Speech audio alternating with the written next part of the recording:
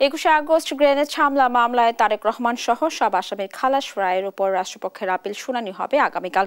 দর্শক, এ নিয়ে জানাতে উচ্চ আদালত থেকে সরাসরি যোগ দিয়েছেন সহকর্মী সাবরিনা মজুমদার। সাবরিনা, যেমনটি বলছিলাম, আপনি আমাদের জানাবেন আপিল শুনানি নিয়ে আসামি পক্ষের আইনজীবীরা কি প্রত্যাশা করছেন?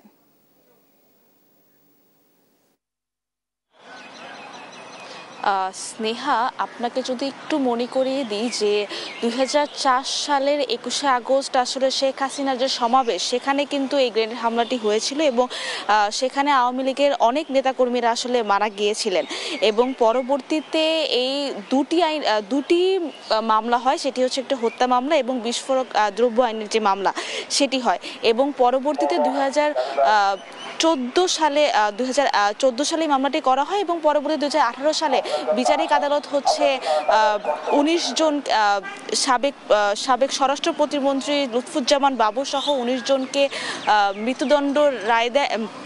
মৃত্যুদণ্ডাদেশ দেয় এবং বিএনপির ভারপ্রাপ্ত চেয়ারম্যান তারেক রহমান সহ 19 জনকে যাবজ্জীবন কারাদণ্ড দেয় এবং বাকি 11 জনকে হচ্ছে বিভিন্ন অর্থদণ্ডে এবং মানদণ্ডের হচ্ছে রায় দেন দিয়ে তারপরে এর পরবর্তীতে এই গত বছরের 1 ডিসেম্বর অর্থাৎ 5 আগস্ট শেখ হাসিনা সরকার পতনের পর 1 ডিসেম্বর বিচারপতি সৈয়দ এনায়েত হোসেন এবং বিচারপতি AK আসাদুজ্জামানের হাইকোর্ট বেঞ্চ হচ্ছে এই যে মামলায় যারা তারেক রহমান সহ সবাইকে এই মামলায় হচ্ছে খালাস দেন এবং তারপরে এই মামলাটির হচ্ছে রাষ্ট্রপক্ষ হচ্ছে লিভ টু আপিল দায়ের করে, সেটা হচ্ছে 19 মার্চ এবং সেখান থেকে আসলে শুনানি হয় এবং শুনানির পরবর্তীতে হচ্ছে এই আপিল শুনানিটি হচ্ছে চলতে থাকে এবং পরবর্তীতে কালকে অর্থাৎ 26 মে হচ্ছে দিন ধার্য করেছিলেন এবং অর্থাৎ আজকে হচ্ছে দিন ধার্য করেছেন।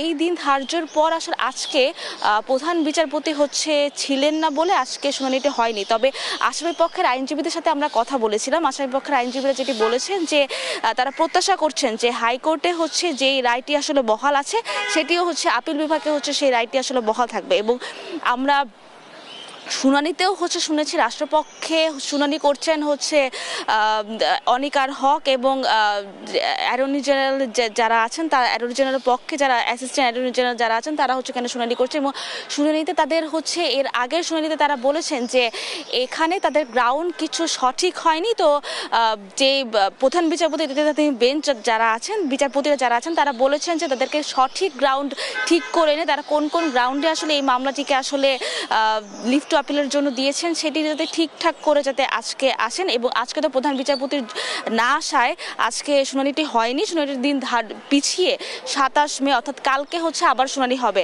তো এখন পর্যন্ত এই ছিল 21 আগস্ট গ্রেনেড হামলা মামলার রায় নিয়ে সর্বশেষ। স্নেহা। সাবরিনা, আপনাকে ধন্যবাদ। দর্শক, শুনছিলাম 21 আগস্ট গ্রেনেড হামলা মামলায় আসামিদের খালাস রায়ের উপর রাষ্ট্রপক্ষের আপিল শুনানি সর্বশেষ খবরাখবর।